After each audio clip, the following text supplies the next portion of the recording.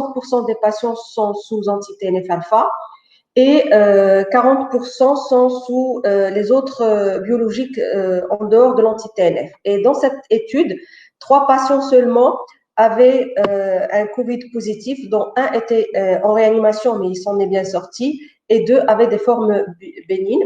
Et il faut noter que 10 patients étaient en contact d'un parent ou un contact positif et qui ne présentaient aucun symptôme.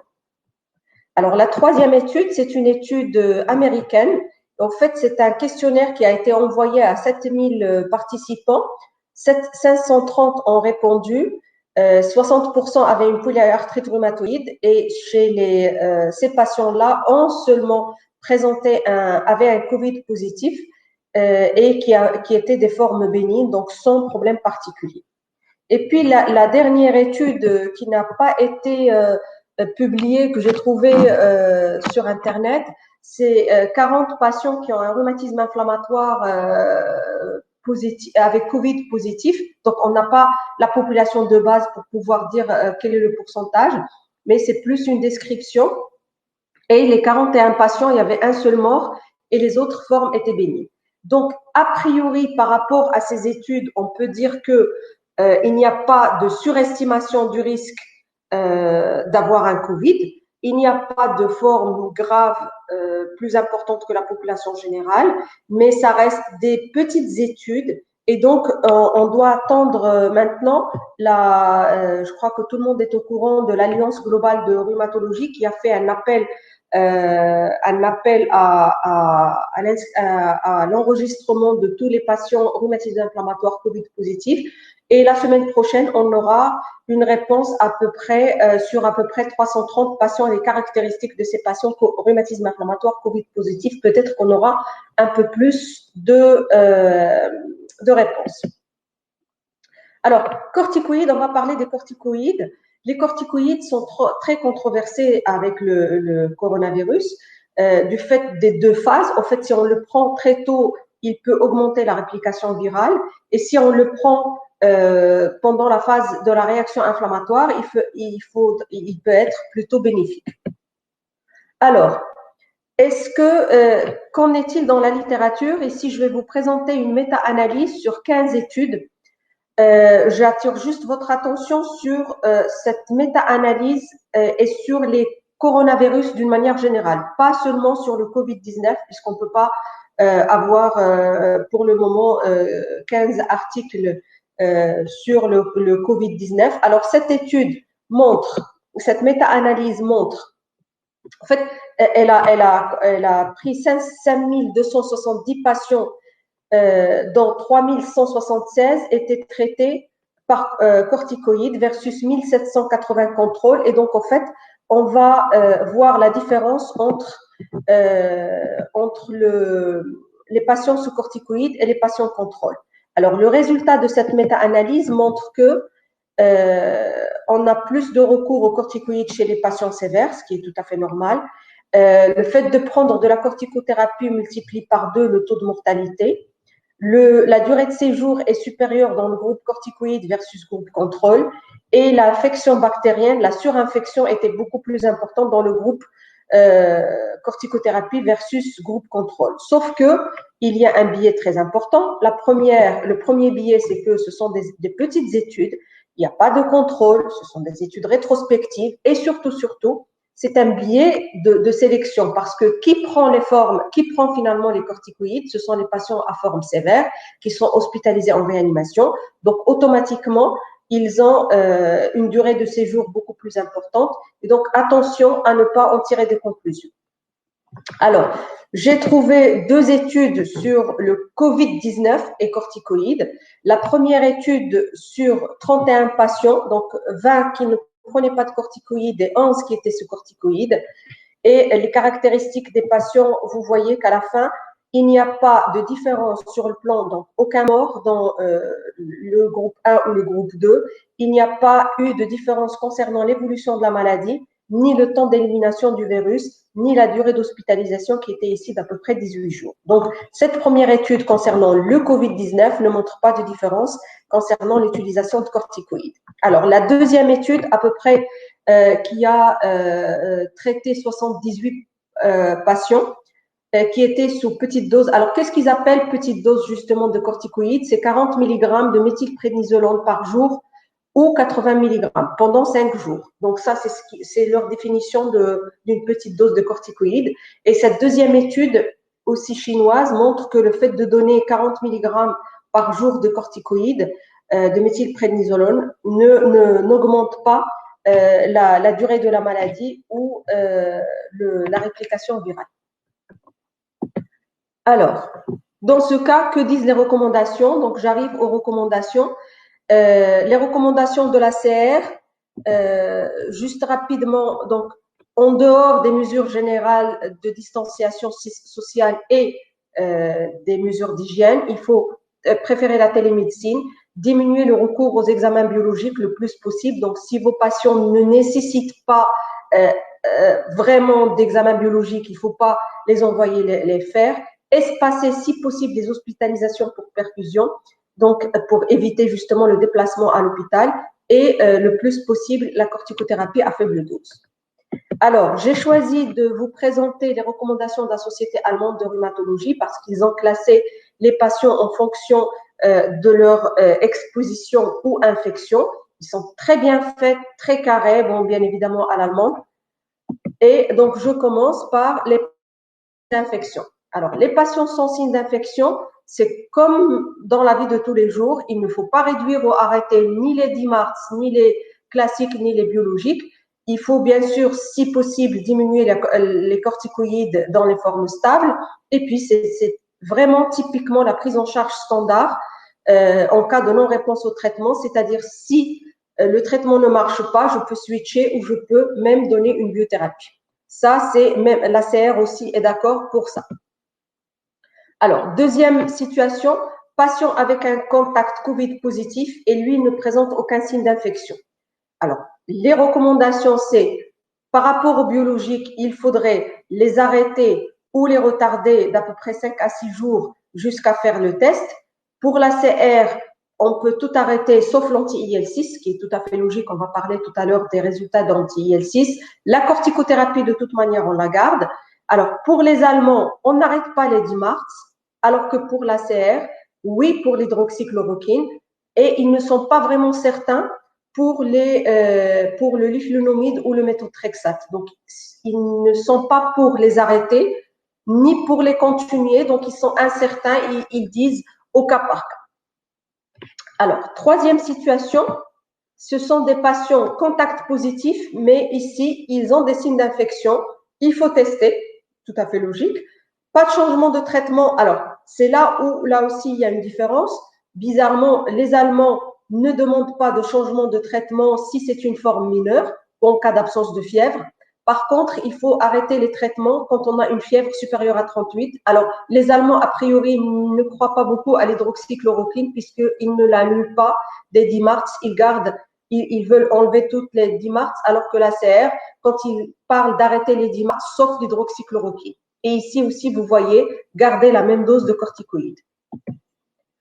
Alors, troisième ou quatrième situation, c'est un patient positif maintenant, mais qui n'a pas de signe d'infection. Il est vraiment positif. Alors, les biologiques, on arrête jusqu'à 5 à 6 jours après un test négatif, on pourrait le reprendre, continuer la corticothérapie et pas d'arrêt des DIMARS, selon les Allemands. Les Américains, encore une fois, méthotrexate et les flunomides, ils ne savent pas.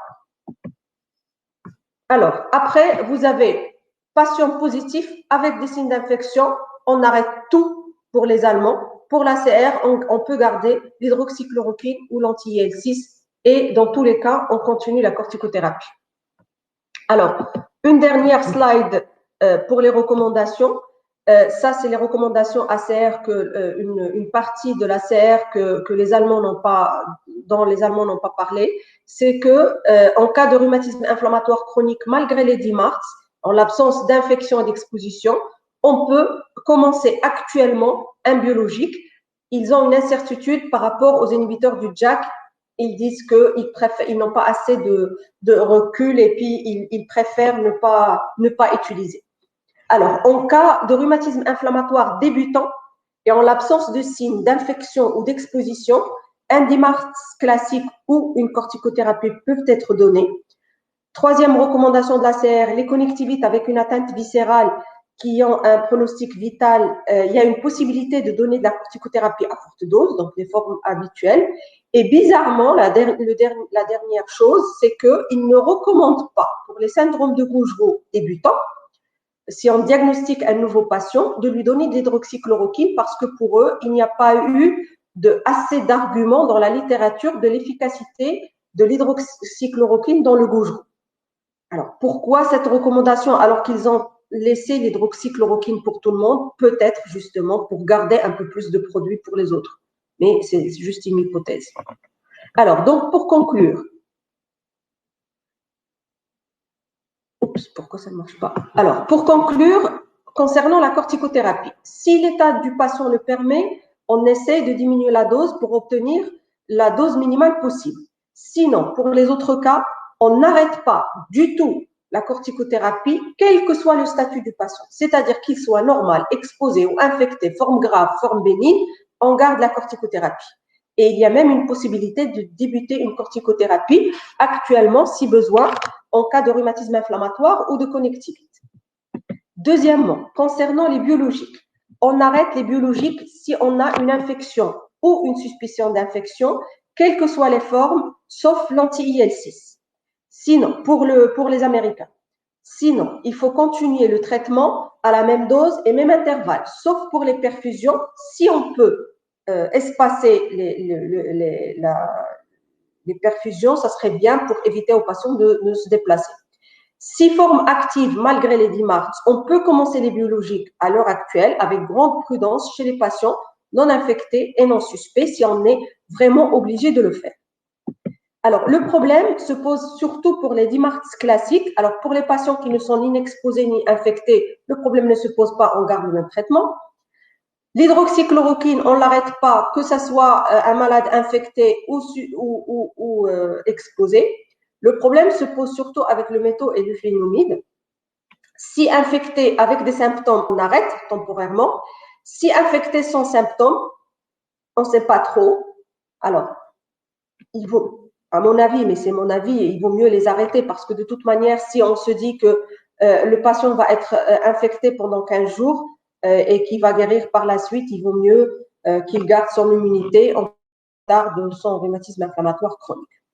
Voilà, donc je vous remercie et j'attends les questions. C'est Rachid qui doit me donner les questions en principe. Alors, comment ça va se passer? Rachid Bayri. Donc, je ferme mon micro, c'est ça? Écoute, non, laisse ton micro, c'est toi qui dois répondre. Ok. Merci beaucoup, Fedwa, pour ta présentation. Tu as un peu défloré le sujet de Samir Rostom, les biologiques, mais c'est pas grave. Je vais essayer. On s'est mis d'accord hier sur qui présentera quoi. On fait pas. D'accord. Alors, tu as quelques questions. Alors, il y a, pas dans l'ordre, quelle est la durée d'arrêt de traitement chez un cas positif? Et y a-t-il un cut-off pour la dose minimale de la corticothérapie? Alors, ils disent dans les recommandations qu'on peut reprendre le traitement 5 à 6 jours après la négativation des tests. Ça, c'est par rapport au traitement. Par rapport au cut-off, non, parce que là, ce qu'ils appellent les petites doses, c'est 40 mg. Les patients qui sont Covid positifs, là, on parle des patients Covid positifs. Mais il y a des patients qui ont été traités par 250 mg de méthylprédnisolone. J'imagine que c'est des formes graves. Oui, mais 40 mg et 250 mg, en général, c'est des cures courtes. Oui, En c'est fait, 5 jours. 5 jours. C'est les patients, ça, c'est le traitement, en fait, de la forme sévère du Covid. Je ne parle pas de la corticothérapie, du rhumatisme inflammatoire. C'est un patient hospitalisé pour Covid et qui a une forme sévère, qui est hospitalisé en réanimation ou en soins intensifs, qu'il reçoit pour sa réaction inflammatoire, la deuxième phase, entre 40 et 250 mg de méthylprédnisone. la question, c'était par rapport aux doses qu'on utilise en corticothérapie, c'est-à-dire Les les... 5 mg ils vous disent que les 7-5 mg, on peut les garder, il n'y a pas de souci.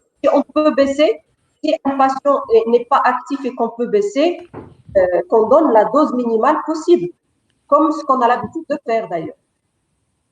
Alors, il y a une question sur le fait que, paradoxalement, l'hydroxychloroquine, les Allemands disent de l'arrêter dans le Goujerot. Ouais. C'est, Non, on n'a pas trop compris. non, ça, c'est pas les Allemands. Ça, c'est l'ACR. Les Allemands, de toute manière, n'y croient pas du tout. C'est-à-dire que ça ne figure pas du tout dans leurs recommandations, les Allemands, l'hydroxychloroquine. Par contre, l'ACR qui y croit, puisqu'ils la gardent dans toutes les situations, sauf pour le Goujerot, où ils disent que pas le Goujerot qui est suivi, qui prend son traitement, le nouveau Goujerot, ils vous disent que c'est pas la peine de donner d'hydroxychloroquine pour un nouveau patient au Goujerot, parce qu'il n'y a aucune étude qui a montré l'efficacité de l'hydroxychloroquine dans le Goujerot. Alors, pourquoi Alors, ça? Peut-être parce qu'ils veulent garder le traitement pour les autres patients. Ils ont une pénurie de trucs. qu'en est-il des infiltrations cortisoniques? Est-ce que tu as trouvé quelque chose? Non, j'ai pas trouvé les. Il y a tellement peu d'études sur les rhumatismes inflammatoires. Les quatre études que je vous ai montrées, c'est tout ce que j'ai trouvé. Donc, on attend cette semaine les résultats sur l'alliance de l'alliance en rhumatologie. J'espère qu'ils vont donner plus de résultats. Alors, il y a une question qui, alors, une PR sous corticothérapie à faible dose.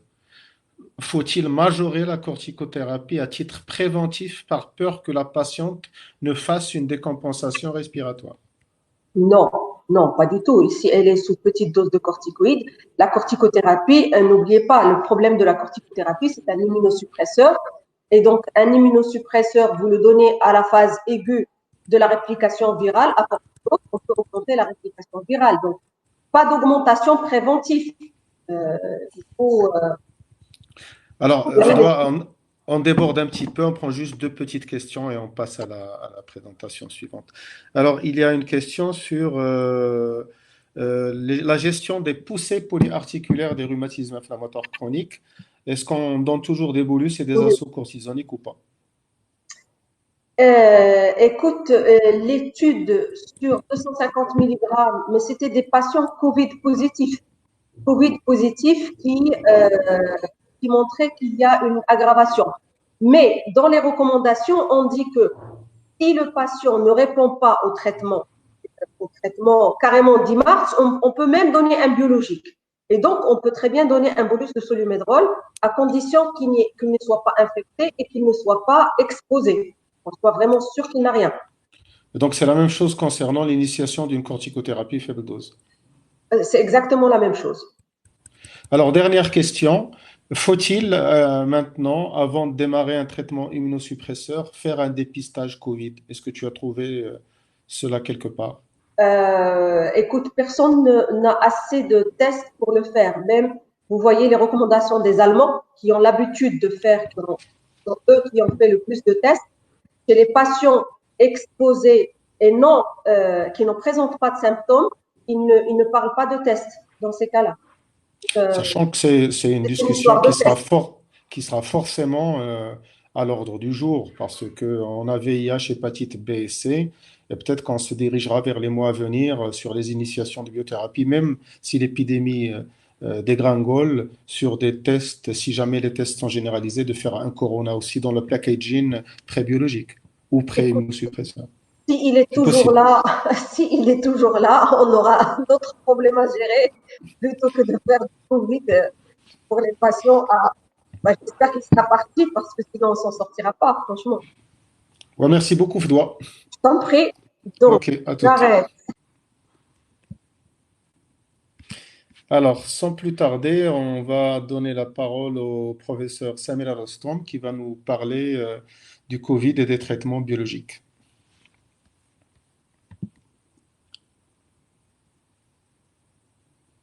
Vous m'écoutez? Bonjour, oui, on t'entend très bien. Alors, j'aimerais avoir la main sur ma présentation. Donc, on a fermé Covid et biothérapie, la voilà. D'accord. Alors, À toi la merci. parole. Merci, Monsieur Bahiri. Bonjour tout le monde, Ramadan Karim. Alors, j'ai le plaisir de vous parler de la gestion des biothérapies chez des patients avec rhumatisme inflammatoire chronique. sous biothérapie durant la pandémie Covid-19. Alors, je vais aborder le plan suivant. Donc, je vais faire un bref rappel sur la physiopathologie de l'infection Covid-19 pour pouvoir comprendre les implications sur le plan thérapeutique chez nos rhumatisants. Et puis, je vais passer à une analyse des données actuelles sur le plan épidémiologique, mais aussi sur le plan thérapeutique des rhumatismes inflammatoires chroniques sous biothérapie. Je vais par la suite discuter de certaines thérapeutiques qui ont prouvé leur efficacité, entre parenthèses, sur certaines études sur le plan de l'orage cytokinique qui peut accompagner certaines formes graves de Covid-19. Et puis, je vais conclure par les recommandations de la SMR qui vont un peu répondre à certaines questions que nos collègues ont posées tout à l'heure. Alors, donc, premier objectif pédagogique, donc c'est rappel physiopathologique, mais avant ça, j'aimerais faire un petit rappel sur le profil épidémiologique du Covid-19. Alors, l'infection au Covid-19, c'est comme toutes les autres infections virales. Donc, il y a un surrisque qui est présumé chez nos patients rhumatisants, en particulier sous biologique. Mais la plupart des infections Covid-19, il faut le rappeler, passent de manière bénigne, parfois asymptomatique chez certains patients. Presque la moitié, ils font des formes asymptomatiques. Mais seulement 5 à 10% des formes font des formes Covid-19, font des formes, ce qu'on appelle les formes graves, avec pneumonie sévère et carrément un tableau de syndrome d'activation macrophagique avec une défaillance multiviscérale qui peut être mortelle. Alors, ces formes graves s'accompagnent de ce qu'on appelle l'orage cytokinique, qu'on va voir tout à l'heure. Et dans ces formes, certaines thérapeutiques en rhumatologie ont prouvé leur efficacité sur certaines séries d'études. On n'a pas encore d'essais randomisés, et on a plein qui sont en cours d'études, mais on n'a pas encore de résultats sur des essais cliniques randomisés contrôlés. Et c'est pour ça, donc, il faut aussi voir l'autre versant de la chose, c'est-à-dire l'impact des thérapeutiques en rhumatologie sur le Covid-19, en particulier la forme grave. Alors, pour répondre à ces différentes questions, c'est-à-dire le risque infectieux et l'efficacité de ces traitements, donc plusieurs registres, que ce soit sur le plan national, mais également sur le plan international, ont été développés. Et donc, l'objectif, c'est justement de répondre à ces données épidémiologiques et de voir l'efficacité et la tolérance de ces biologiques. Alors, concernant la physiopathologie, donc comme vous le savez, donc le Covid-19, donc il a un site privilégié au niveau du poumon, c'est le pneumocyte 2. Donc le pneumocyte 1 il assure les échanges gazeux. Le pneumocyte 2, donc il a la particularité d'avoir ce récepteur qu'on appelle le récepteur ACE2. ACE2, ce récepteur est indispensable pour la fixation. Pardon.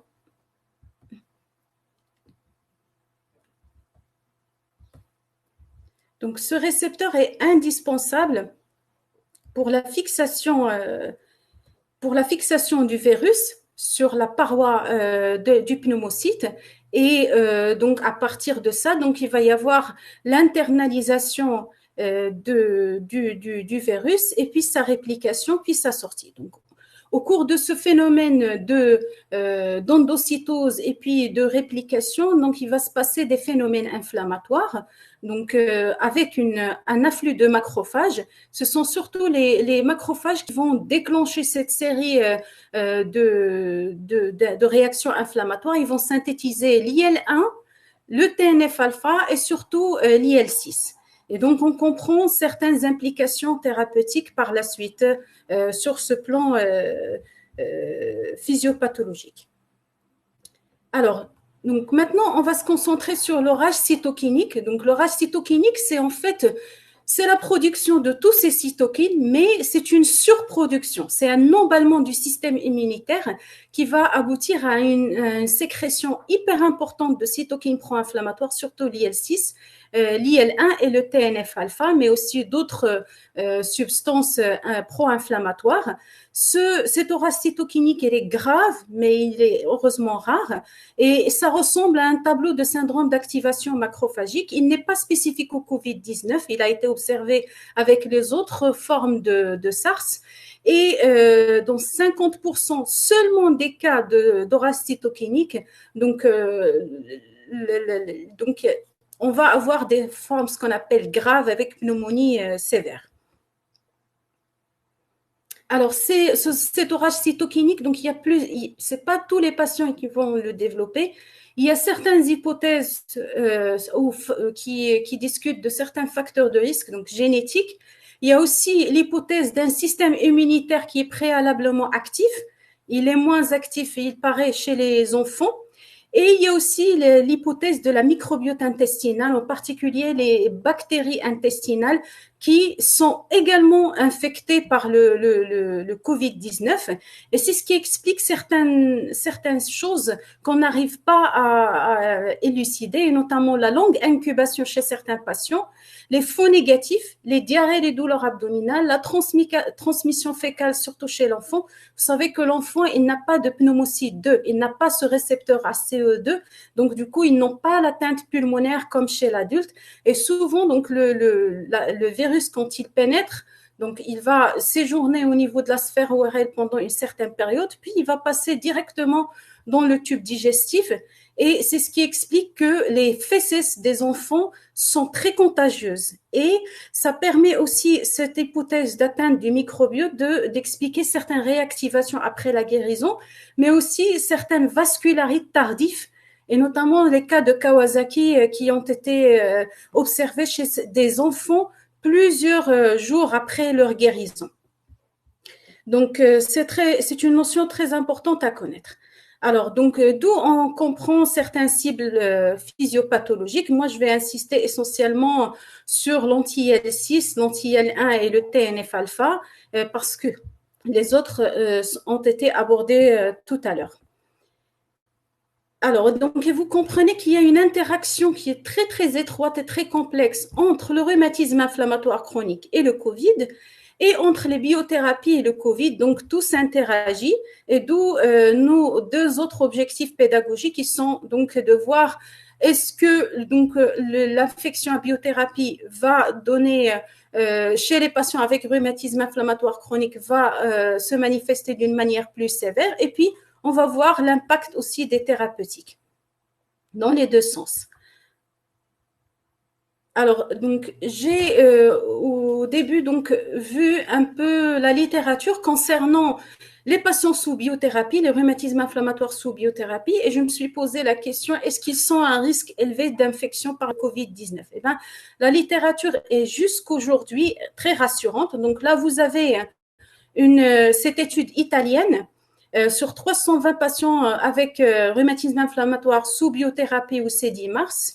Alors, la moitié était des polyarthrites rhumatoïdes et la moitié était sous anti-TNF-alpha.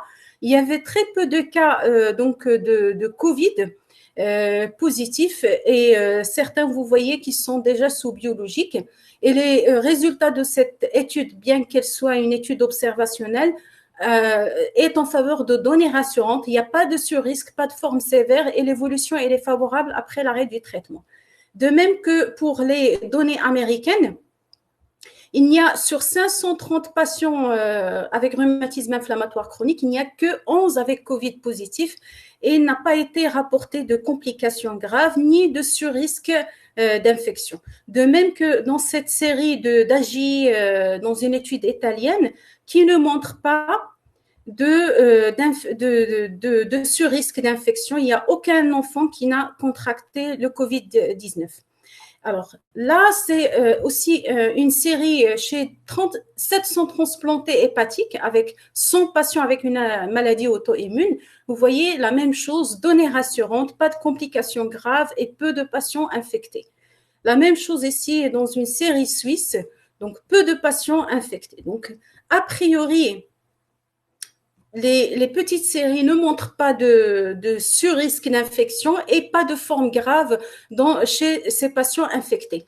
Là, donc, ça a été souligné tout à l'heure. Donc, il y a des registres nationaux, mais l'idéal était d'avoir un registre international avec des données codifiées, sans biais de sélection, sans perte de vue dans le suivi. Et donc, l'Alliance globale en rhumatologie a été créée. Donc, elle a recueilli les données internationales sur le plan international, européenne, mais aussi américaine, dans le but justement de répondre à ces questions.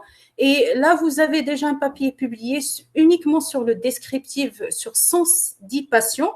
Vous voyez qu'il y a la plupart sont des polyarthrites rhumatoïdes, presque la moitié sous biothérapie. Les symptômes sont les mêmes et il n'y a pas de surrisque de décès, c'est comme dans la population générale. Il y a 5% de décès qui ont été déclarés. Alors, j'ai pas trouvé de papier ou de précision par rapport au rituximab, et nous, on sait que dans notre pays, on utilise beaucoup le rituximab en première ligne, et donc il y aura des questions sur est-ce qu'on peut retarder, démarrer chez les nouveaux patients le rituximab. J'ai pas trouvé de papier. J'ai trouvé un report de cas d'une patiente qui a une vascularite qui était mise sous rituximab, mais à forte dose, donc le protocole de vascularite. Et cette patiente a été infectée par le Covid-19 et rapidement, elle a fait une pneumonie sévère avec nécessité d'intubation. Et elle était initialement mise sous traitement antiviral et par la suite, après les données d'hydroxychloroquine, elle a été mise par la suite sous hydroxychloroquine pendant 10 jours et azithromycine, et l'évolution était favorable avec J20 d'intubation. Donc, il y a eu une amélioration nette et avec une négativation donc, de la PCR. Donc, une vigilance par rapport au rituximab. Pourquoi cette vigilance ?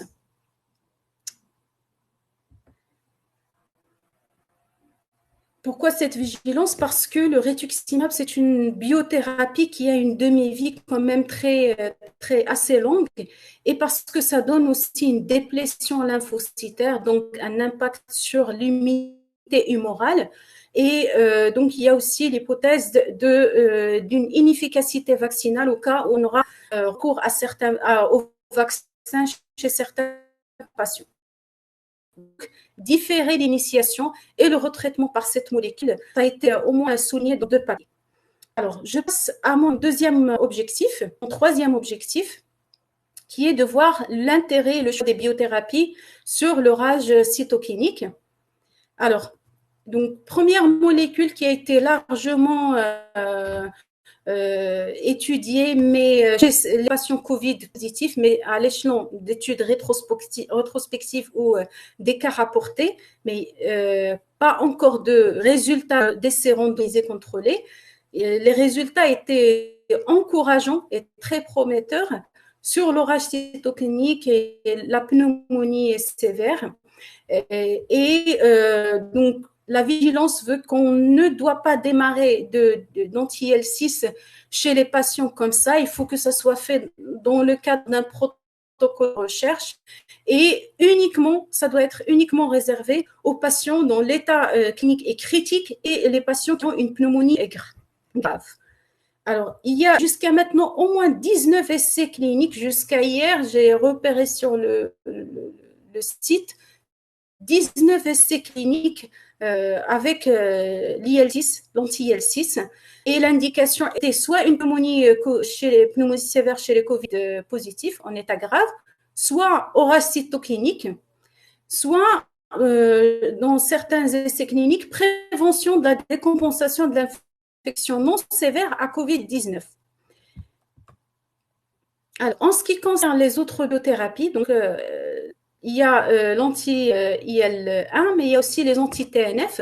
Alors, le TNF donc, a été étudié depuis longtemps, surtout avec l'infection SARS il y a quelques années. Il a été étudié, voire même utilisé chez certains patients avec orage cytokinique Pourquoi? Parce que le TNF-alpha, sur le plan expérimental, a été prouvé comme étant très lié, ou le processus de réplication et d'endocytose du virus est très dépendant de la production du TNF.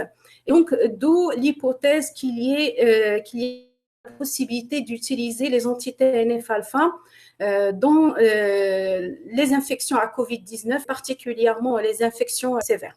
Et donc là, j'ai repéré sur le site des essais cliniques une étude actuelle de cohorte de patients avec Mickey durant la pandémie Covid-19, les patients sous infliximab, mais aussi sous vedolizumab.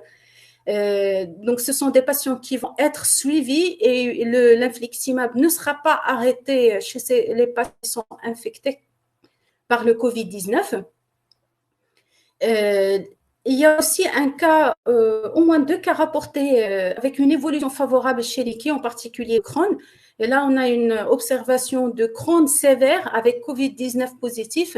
Et les médecins n'ont pas arrêté l'adalimumab, et donc avec une évolution très, très rapide et une évolution favorable. Il y a probablement une étude sur l'ADA qui est en cours. Je n'ai pas repéré l'essai clinique sur le site, mais j'ai trouvé 2 papiers qui font allusion à cette étude.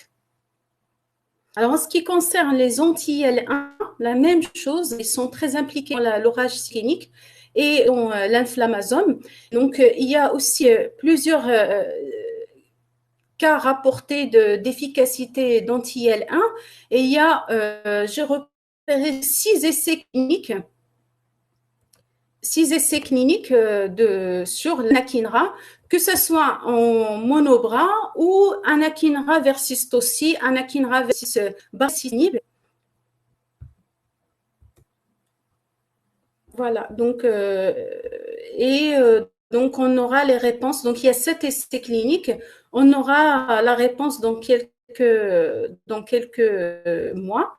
Alors, l'indication, ce sera pneumonie Covid-19 chez les patients en état grave, l'aura cytokinique et la prévention aussi de la décompensation de l'infection non sévère. Donc, je passe maintenant à mon 4e objectif pédagogique, qui est de discuter les recommandations de la SMR sur la gestion des rhumatismes inflammatoires chroniques sous biothérapie. Et pour ça, j'ai fait le tour des différentes recommandations des sociétés savantes. Et donc, il y a plusieurs recommandations, que ce soit du groupe ASTER, du groupe LAR, mais il y a aussi des recommandations nationales. Il y en a plusieurs, mais celles qui me sont apparues les plus carrées, les plus pertinentes sont les recommandations de l'ACR, les recommandations allemandes. Alors, j'ai fait aussi un tour d'horizon sur la littérature en matière d'infection. Et c'est surtout, il faut voir ces recommandations, mais il faut aussi voir le côté spécifique de notre contexte marocain, qui est d'abord le côté socio-économique, mais aussi le côté médical, sachant que dans notre contexte, on a plus recours à une biothérapie type rituximab en première intention. Donc, j'ai essayé de prendre les données de la littérature, mais surtout de les adapter à notre contexte social et médical. Donc, les recommandations, alors sur le plan global, il y a grosso modo deux consensus. En cas d'absence de symptômes, il faut maintenir le traitement, quel que soit le traitement, corticoïdes, DIMARD, que ce soit biologique ou non. En cas d'infection confirmée, suspendre les DIMARDs. Et dans tous les cas, il faut insister sur les règles de la distanciation sociale, et on insiste sur le transport individuel chez les patients sous biothérapie. L'éducation et l'information des patients, le respect des consignes de prévention contre l'infection à Covid-19. Il faut préférer les téléconsultations et différer au maximum les prises de sang si le patient est stable. Vérifier le calendrier vaccinal, ça c'est très important, surtout le vaccin anti-pneumocoque. Et insister aussi sur la supplémentation optimale en vitamine D. Et à chaque fois que c'est possible, il faut surveiller les symptômes d'infection, que ce soit sur le patient, mais aussi dans l'entourage. Alors, il y a aussi des données intéressantes de la littérature par rapport aux facteurs de risque ou les facteurs prédictifs d'infection grave à COVID-19. Alors, ces facteurs, donc il y en a plusieurs. Il y a surtout l'âge avancé. Il y a la corticothérapie à forte dose, généralement une cortico plus de 10 mg. Il y a aussi certains immunosuppresseurs, en particulier l'ondant. Et vous avez l'activité élevée de la maladie rhumatismale, le déficit immunitaire qui soit inné ou acquis, et la kyphoscoliose importante. Mais aussi les comorbidités, en particulier l'HTA, le diabète et les pneumopathies inhérentes à la maladie aussi.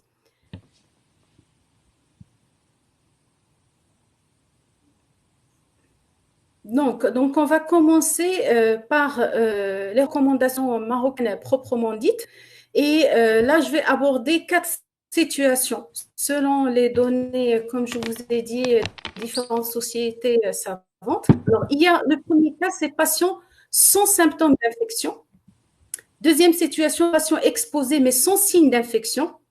Troisième situation, patient exposé avec signe d'infection COVID-19. Et dernière situation, patient confirmé positif à l'infection COVID-19. Donc, on va voir chaque situation en détail.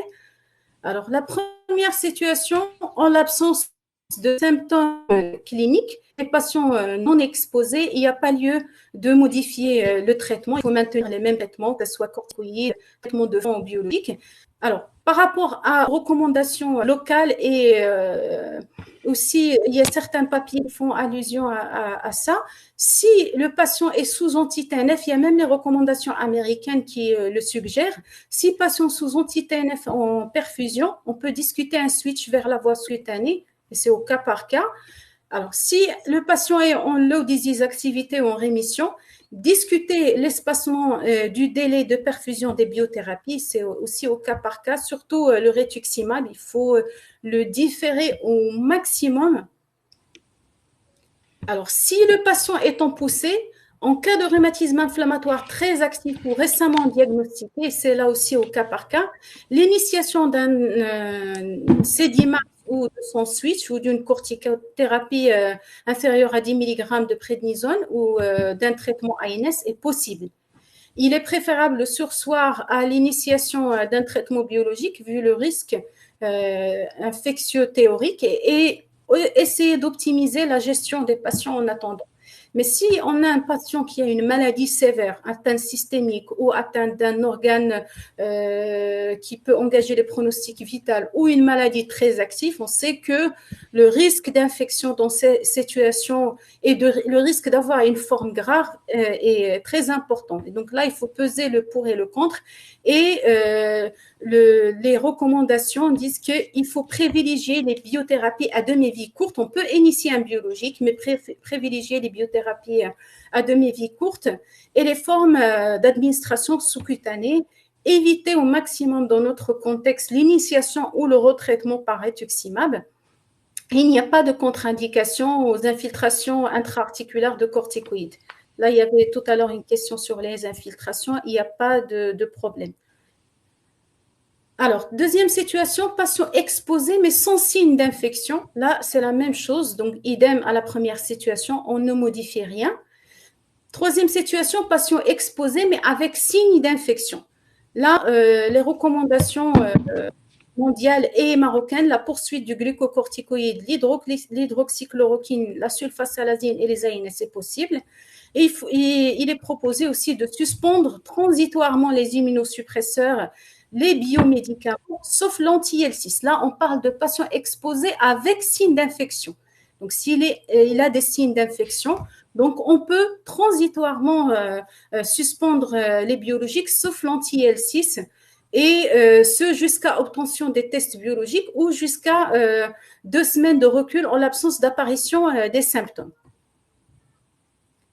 Quatrième situation et la dernière, patient Covid positif Dans ce cas, on a deux situations. On ne suspend pas les corticoïdes. Deux situations. Si le patient est asymptomatique, les recommandations allemandes, de même que les recommandations américaines, ils disent qu'on peut maintenir ou retarder le temps de la période d'incubation.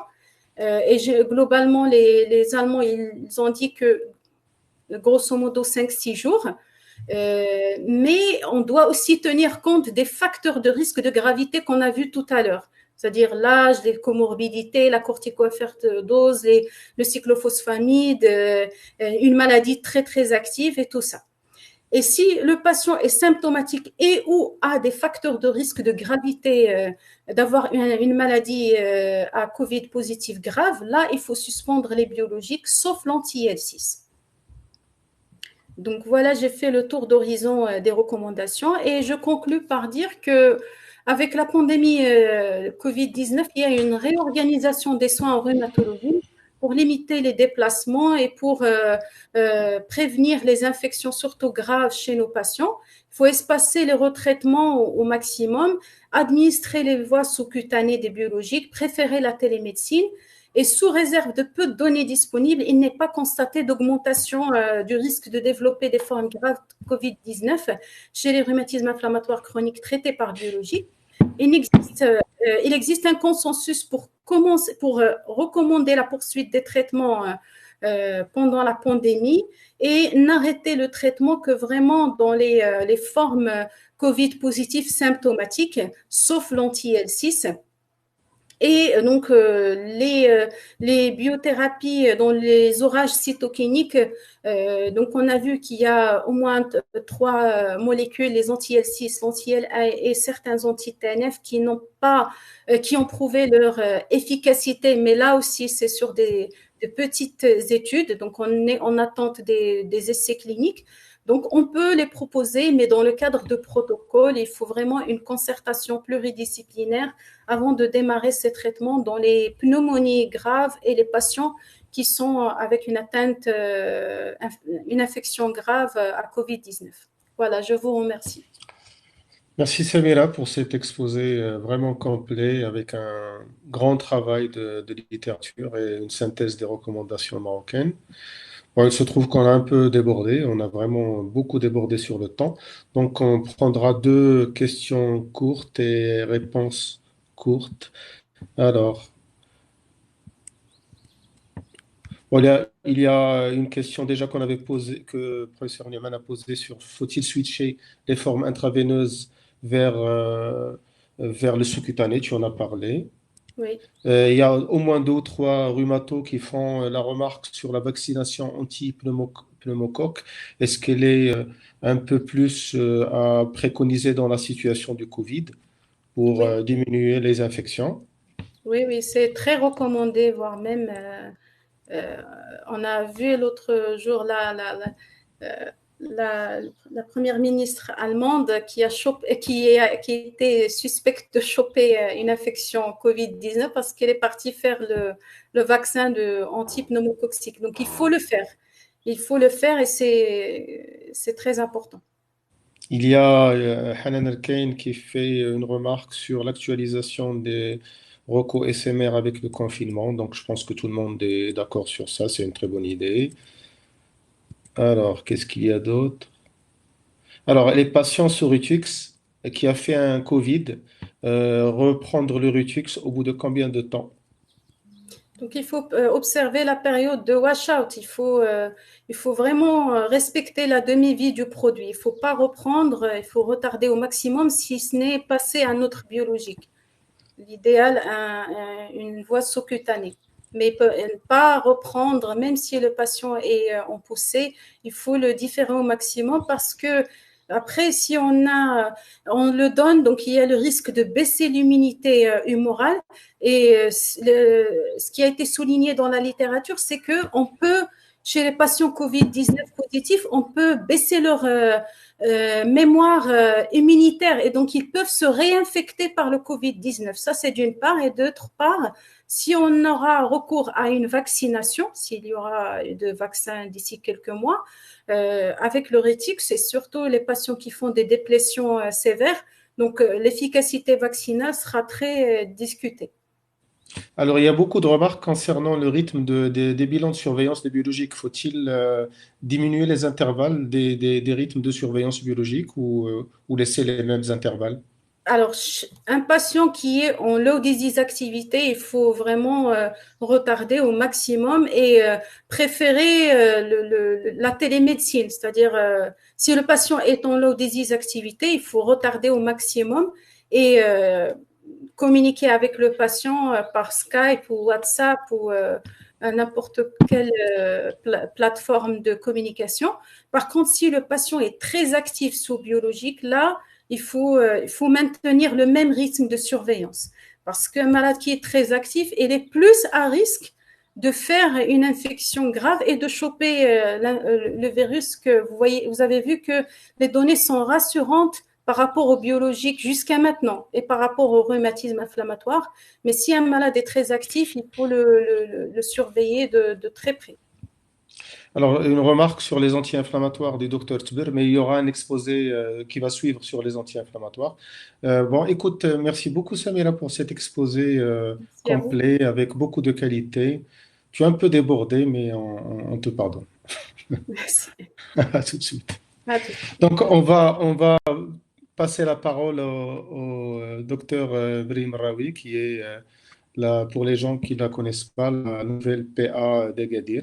Bienvenue Miriam, elle va nous parler des anti-inflammatoires et du corona.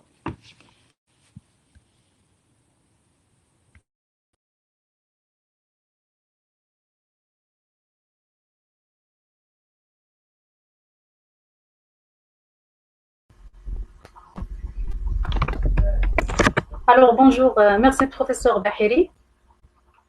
Bonjour tout le monde. Je suis ravie aujourd'hui d'être parmi vous pour traiter ce sujet sur les anti-inflammatoires et Covid-19. Donc, je tiens à remercier la Société marocaine de rhumatologie pour cette belle initiative. Donc, pour ceci, je me suis fixé le plan suivant. Donc, premièrement, je vais rappeler les mécanismes d'action des anti-inflammatoires non stéroïdiens. Par la suite, expliquer les effets des anti-inflammatoires au cours des infections. Résumer les hypothèses expliquant le lien entre le Covid-19 et les anti-inflammatoires pour terminer avec les recommandations. Donc, tout d'abord, pour introduire, les anti-inflammatoires non stéroïdiens font partie d'une classe thérapeutique hétérogène, largement utilisée en rhumatologie et en autres spécialités. Ils sont utilisés justement pour leurs propriétés analgésiques, antipyrétiques, anti-inflammatoires et anti-agrégantes plaquettaires pour certains comme l'aspirine. Leur mécanisme d'action essentiel est une inhibition des cyclooxygénases. Il faut savoir que leur indication initiale était en rhumatologie et par la suite, il y avait une extension du champ des indications en d'autres spécialités, notamment en ORL, à savoir dans le traitement des angines, des pharyngites ou les douleurs post-opératoires. En pédiatrie, comme antipyrétique et essentiellement l'ibuprofène qui est utilisé. Et en pneumologie, dans le traitement des symptômes précoces des pneumopathies communautaires. Au cours de cette pandémie mondiale de Covid-19, il y avait toute une polémique autour de l'utilisation des anti-inflammatoires et de la possibilité d'aggravation de la maladie. Donc, on va rappeler tout d'abord le mécanisme d'action des anti-inflammatoires. Comme je viens de dire, ce sont des inhibiteurs des cyclooxygénases. Alors, ces cyclooxygénases sont des enzymes qui catalysent la production des eicosanoïdes, qui sont les prostaglandines et les thromboxane A2 et les leucotriènes.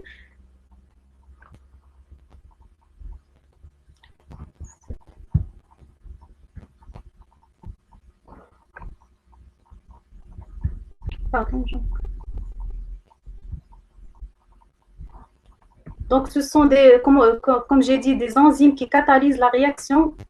Donc, la réaction de la production des prostaglandines à partir de l'acide arachidonique. On a deux isotypes qui sont connus. On a les COX-1 qui sont des enzymes constitutionnelles qui participent à la régulation de certaines fonctions physiologiques, notamment la protection gastrique et l'agrégation plaquettaire. Les COX-2 qui sont inductibles et qui sont responsables d'une production stimulée des prostaglandines et notamment stimulée dans des contextes de processus inflammatoires. On voit ici les anti-inflammatoires classiques agissent en inhibant les deux enzymes, alors que les anti-inflammatoires sélectifs inhibent que les COX-2. Et donc, on déduit que les effets indésirables des anti-inflammatoires sont en rapport avec l'inhibition des COX-1 et les effets thérapeutiques sont en rapport avec l'inhibition des COX-2. Et donc, plus on a un AINé sélectif, plus pour le COX-2, plus moins on a d'effets indésirables. Maintenant, qu'est-ce qui se passe au cours des infections et si on prend les anti-inflammatoires? Il faut savoir que l'Agence nationale du médicament, elle avait mis sur son rappel des règles de bon usage des médicaments. Donc, elle a souligné qu'il faut être attentif à toute manifestation infectieuse, que les anti-inflammatoires non stéroïdiens sont susceptibles de masquer les premiers signes d'une infection et ainsi aggraver le pronostic de certaines infections. Il a noté aussi que des cas d'aggravation d'infections dentaires, de varicelles, de pneumopathie ou d'infections orales chez des patients traités par AINES ont été rapportés. Alors, quels sont ces anti-inflammatoires qui sont incriminés dans l'aggravation des infections? Ce sont des anti-inflammatoires qui ont une indication ontalgique et ou antipyrétique, hors indication rhumatologique. Vous voyez ici, c'est une liste où on voit des médicaments qu'on a l'habitude de prescrire, par exemple le diclofenac, l'ibuprofène, le kétoprofène ou le naproxène. Alors, on se pose la question, pourquoi cette mise en garde par rapport aux anti-inflammatoires et les infections? Il faut savoir que depuis 2000, en Europe et en particulier en France, il y avait une accumulation dans les centres de pharmacovigilance de cas de signalement de complications infectieuses graves en rapport avec la prise d'ibuprofène. Donc, en rapport avec la prise d'anti-inflammatoires, et les deux anti-inflammatoires qui sont les plus signalés sont l'ibuprofène et le kétoprofène. Donc, l'ibuprofène, il avait accumulé 337 cas de complications infectieuses graves et le kétoprofène, 49 cas. Ce sont des complications qui surviennent après 2 à 3 jours de traitement et sont essentiellement des infections à streptocoque ou à pneumocoque. Et il y avait 2 rapports d'expertise par rapport aux observations qui sont signalés, l'un en 2016 et l'un en 2019. Ce dernier rapport d'expertise qui a été émis le mois 4 2019 recommande de lister l'ibuprofène et le kétoprofène, de leur contre-indiquer en cas de situation à risque d'infection invasive de la peau et des tissus mous à streptocoque purgène, comme la varicelle ou les lésions cutanées inflammatoires ou les situations à risque de pneumonie, et d'informer le personnel et les patients des circonstances où on ne doit pas prescrire l'ibuprofène. Qu'est-ce qui se passe quand on prend un anti-inflammatoire au cours d'une infection? On va prendre l'exemple de la pneumonie où la prescription de l'anti-inflammatoire prend presque 50% en Europe et donc sans compter les automédications. Et dans ce cas, on se pose la question, est-ce que vraiment il y a un effet bénéfique pour cette large prescription au cours de la pneumonie et pourquoi ces signalements de cas graves? Donc, des études se sont intéressées à étudier les effets cellulaires et biochimiques des anti-inflammatoires non stéroïdiens au cours de la pneumonie. Et au cours de la réponse inflammatoire aiguë, il y a 2 phases de cette réponse. Il y a la phase précoce où il y a l'intervention de l'immunité innée. Et on a donc, après l'introduction de l'agent pathogène dans l'organisme, il y a une production des prostaglandines qui vont agir au niveau des polynucléaires neutrophiles. À ce niveau-là, les anti-inflammatoires vont agir en inhibant ces prostaglandines et donc on aura une diminution du recrutement des polynucléaires neutrophiles au niveau du site inflammatoire et on aura une diminution ou altération de ses propriétés intrinsèques qui sont la dégranulation, le stress oxydant, la phagocytose et l'adhésion. Dans un phase un peu plus tardif, dans la réponse inflammatoire aiguë, les anti-inflammatoires vont agir pour inhiber ce switch de classe des médiateurs lipidiques et inhiber ce signal stop qui permet au processus inflammatoire de passer à une deuxième étape où il y a un recrutement d'autres cellules ou des molécules comme les lipoxyles, les résolvines, les protectines pour arriver à la réparation tissulaire. Donc, à cette étape de la phase tardive, cette inhibition ou cette action des anti-inflammatoires se fait par l'inhibition des COX-2. Et donc, à partir de ces effets cellulaires et considérant cet effet expérimental des anti-inflammatoires et également le processus inflammatoire local qui est délétère, des études expérimentales ont étudié le bénéfice à moduler cette réaction inflammatoire par les anti-inflammatoires. Bien sûr, des études expérimentales sur l'animal, mais les résultats sont contradictoires en matière de mortalité. Alors, également, il y avait eu des études qui ont suggéré que les anti-inflammatoires en matière de pneumonie peuvent être intéressants en améliorant l'hématose chez l'animal ou l'homme, et ceci par la restauration de la vasoconstriction pulmonaire hypoxique, mais d'autres études n'ont pas confirmé cette hypothèse. Et donc, pour synthétiser les effets délétères des anti-inflammatoires au cours des infections, il y a une hypothèse d'ordre temporel, ça veut dire l'abolition, les anti-inflammatoires, ils vont causer une abolition des symptômes évocateurs de l'inflammation, ce qui va engendrer un retard diagnostique de l'infection et donc, bien sûr, retard de prise en charge et d'instauration d'une antibiothérapie. Également, il y a une deuxième hypothèse qui est d'ordre immunologique, et ça veut dire les effets immunomodulateurs des anti-inflammatoires altèrent le recrutement des polynucléaires neutrophiles au site d'infection et va participer à une pérennisation de l'inflammation leucorégionale, ce qui est responsable d'une complication leucorégionale. Également, il y a donc des études qui ont étudié l'effet direct des anti-inflammatoires qui favorisent l'extension en particulier de l'infection à streptocoque pyogène.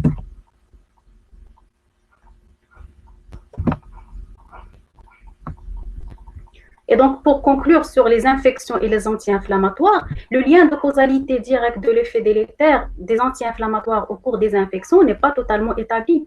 Également, les résultats des études sur l'effet bénéfique restent contradictoires. Et donc, l'attitude serait une prudence vis-à-vis de leur utilisation dans les situations à risque d'infection. Maintenant, pour l'anti-inflammatoire et l'infection au Covid-19. Donc, depuis cette alerte qui a été émise en mars dernier sur l'observation de 4 patients qui ont présenté une forme grave de maladie Covid et qui ont pris des anti-inflammatoires et notamment l'ibuprofène, il y avait plusieurs écrits sur ce sujet et donc la mise en question sur la sécurité de l'ibuprofène en matière de traitement au cours du Covid-19. Et donc, l'agence européenne de médicaments et l'agence de médecine européenne, également l'OMS avait émis initialement une mise en garde et n'a pas recommandé l'utilisation d'ibuprofène et par la suite, elle a retiré cette recommandation et donc ils ont vu qu'il n'y a pas d'études ou de recul sur l'effet délétère de l'anti-inflammatoire au cours du traitement de Covid-19. Et donc, pour Covid-19, c'est une infection virale qui déclenche une réaction inflammatoire initiale. Et donc, comme on a vu sur les études expérimentales des anti-inflammatoires au cours des pneumonies, donc les anti-inflammatoires vont agir à la phase précoce de l'inflammation et ceci peut expliquer l'aggravation des signes et le retard diagnostique. Il y a une autre hypothèse qui est soulevée pour expliquer l'effet des anti-inflammatoires au cours de l'infection Covid et qui prend naissance de la physiopathologie. Donc, comme on vient de voir avec le professeur Rostov, donc le virus SARS-CoV-2 donc, entre au niveau de la cellule hôte par le récepteur ACE, l'enzyme de conversion de l'angiotensine 2.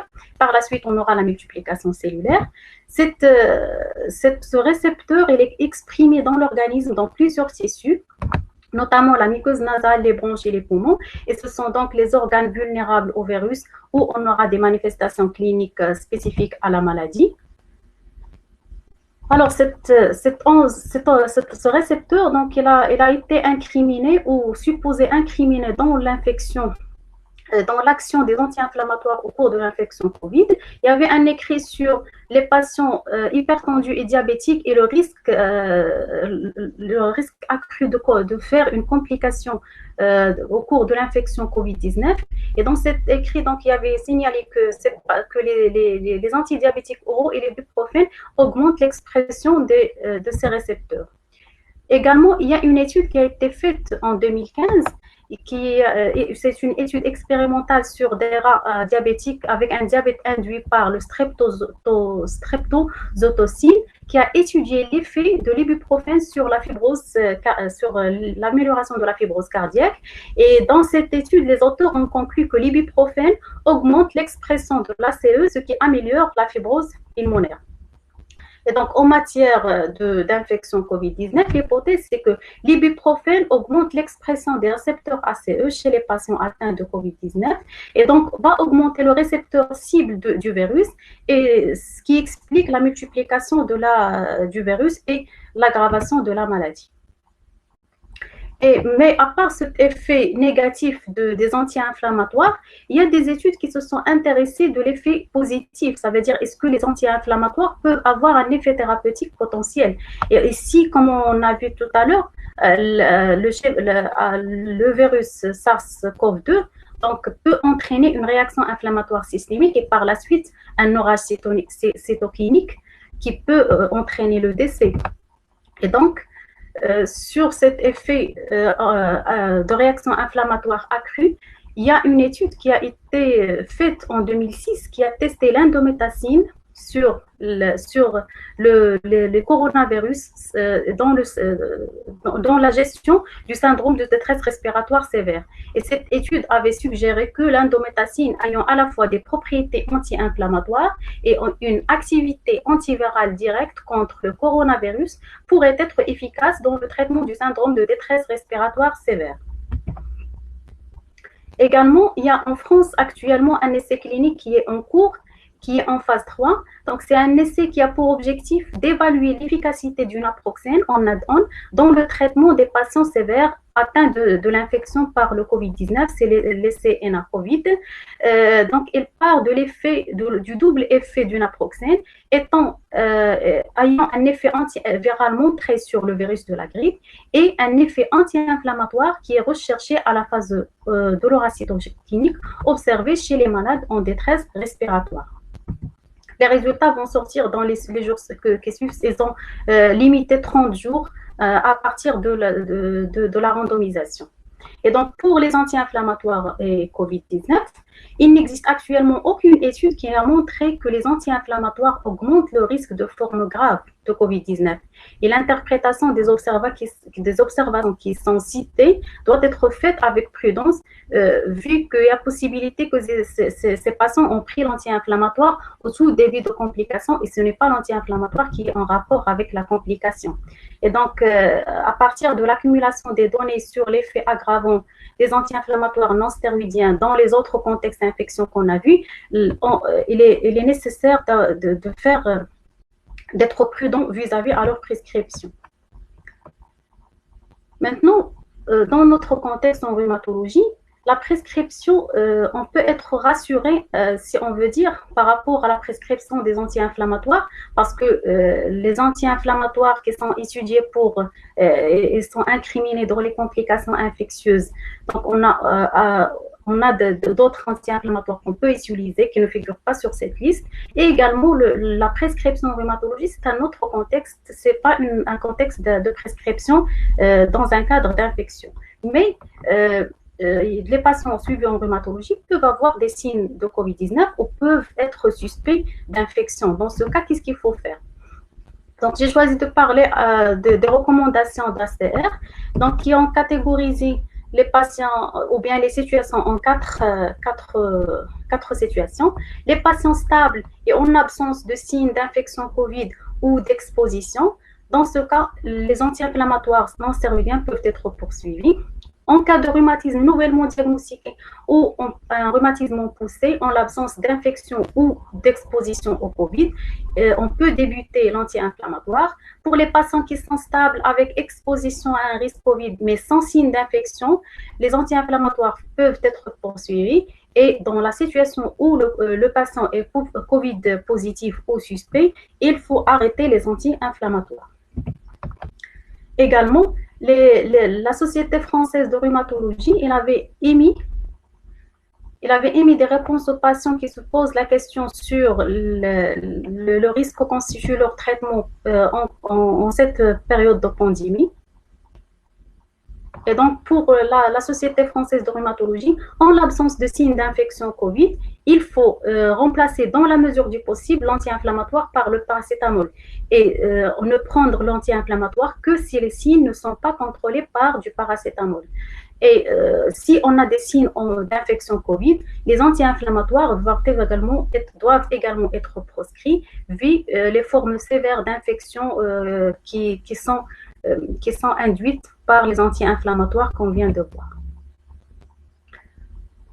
Pour la Société marocaine de rhumatologie, en matière d'anti-inflammatoires, donc il s'est intéressé aux patients spondyloarthrites, vu que c'est l'indication où l'anti-inflammatoire représente un traitement de fond. Et donc, on a deux situations.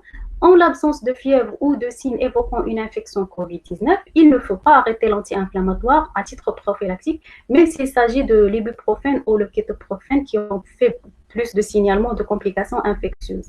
Et en cas d'infection Covid-19 suspectée ou confirmée, il convient d'utiliser le paracétamol comme traitement antipyrétique. Le traitement AINES doit être remplacé par un autre analgésique. Et donc, en conclusion, l'application des règles de bon usage des anti-inflammatoires permet d'éviter de nombreuses complications, notamment infectieuses.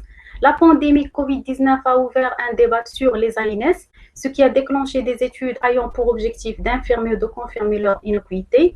Et à l'état actuel des données, la prudence est d'éviter la prescription des anti-inflammatoires en présence de tout signe évoquant une infection. Et je vous remercie.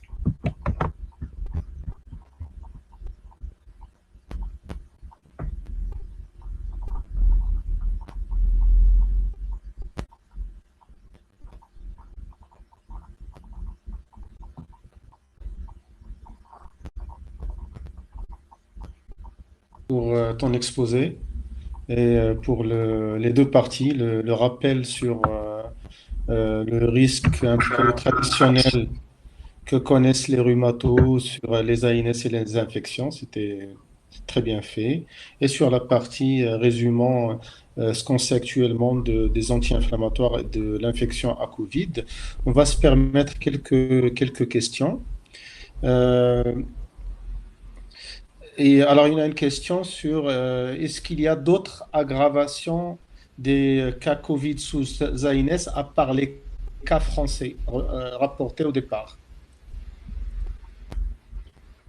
En fait, sur la recherche que j'ai faite, donc j'ai pas trouvé de spécification sur les cas, parce que ces quatre cas qui ont été rapportés, après par la suite les ministres de santé, donc il avait réclamé que ce sont des données confidentielles qu'il faut pas donner sur les réseaux sociaux, et c'était une information alarmante sans avoir de preuves sur l'efficacité, sur l'imputabilité des anti-inflammatoires dans cette aggravation.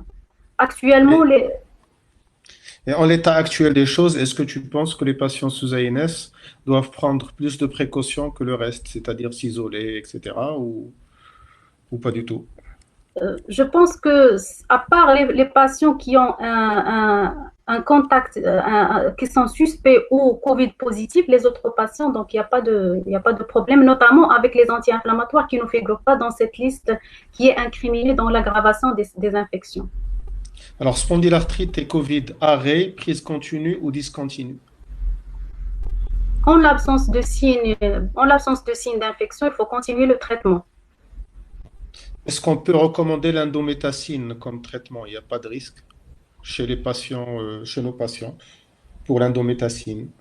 Donc pour l'indométacine, il faut respecter les indications. C'est une molécule qui a une toxicité rénale, donc il faut voir le contexte. Mais on ne peut pas recommander une molécule ou une autre selon les données actuelles. Très bien. Ben, écoute, merci beaucoup, Miriam. Alors, il y a des questions sur peut-on voir les présentations plus tard, bien sûr. Donc, ils sont disponibles chez Safia pour les gens qui veulent voir ou on peut leur envoyer les présentations. Merci beaucoup, Miriam, pour ton exposé. Merci. Et Merci à vous. Bon Ramadan. Merci.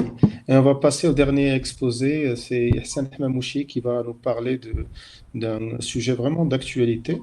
Ce sont les APS et Covid. À toi la parole, Hassan.